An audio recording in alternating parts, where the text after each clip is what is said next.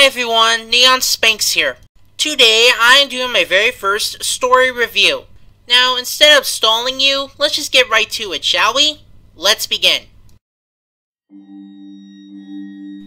This story is called Forever Faithful, written by Conseiga. Credit for the image goes to Scribbler. Since she read the story, I'll leave a link below so you can hear it yourself. And now with that out of the way, let's see what this story has to offer. This story revolves about three characters: Princess Celestia, the goddess of the sun, Princess Luna, goddess of the moon, and Twilight Sparkle.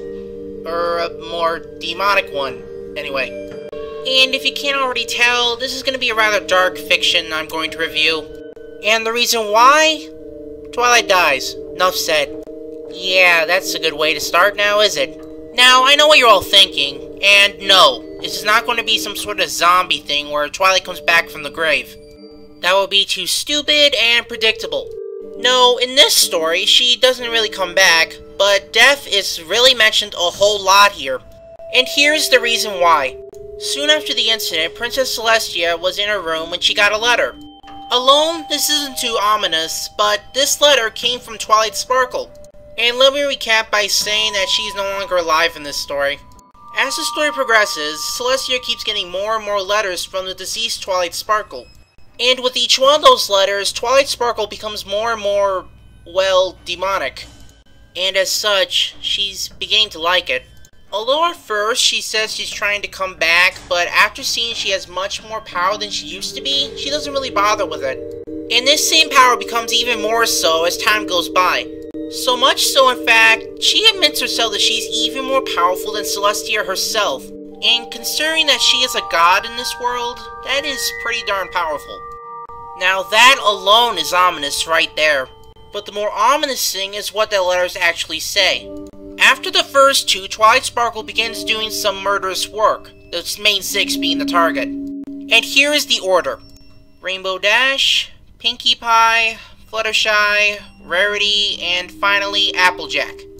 And the story ends with her next target, Princess Celestia.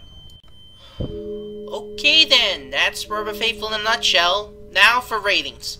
First, its placement. Now it's a bit vague, but since it gets mentioned to you-know-what, I say it happens around the middle of Season 2. It's a good placement, and since there's no mention of her being an alicorn in it, I'm pretty sure it can't happen during Season 4. Now, in my opinion, this is a very interesting story.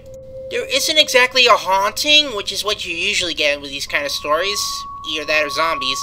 And also, the description Twilight gets from death makes it very similar to our own, which is a bit unsettling.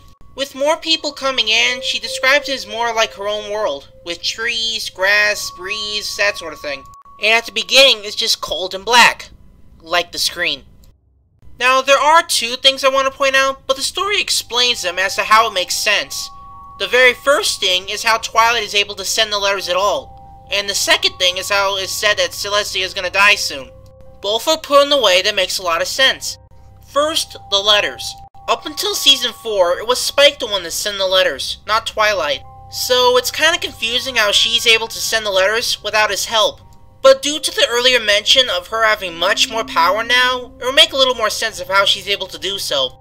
The other small issue is with Celestia at the end of the story, and her aforementioned death. Now, this is Celestia, our quote-unquote immortal alicorn, emphasizing immortal, meaning you can't die. At least this will normally be an issue if it wasn't for one thing. It isn't true. In the Journal of the Two Sisters, alicorns are referred to as long-lived, not immortal. And since Celestia has been around for 1,000 years, that's a pretty long time. With that fact, and the fact that Twilight says that she is much more powerful than her, it's pretty liable that she can kill her. Or wait for her to die peacefully at least. So, now Forever Faithful, my rating for this? 4-star. I find this dark fic rather enjoyable. A few knots at ends, but it manages to make up for them. Well, Forever Faithful, great job. Well, here goes my first review. Have any ideas? Post them below. I'll see you all later. Neon-sphinx out.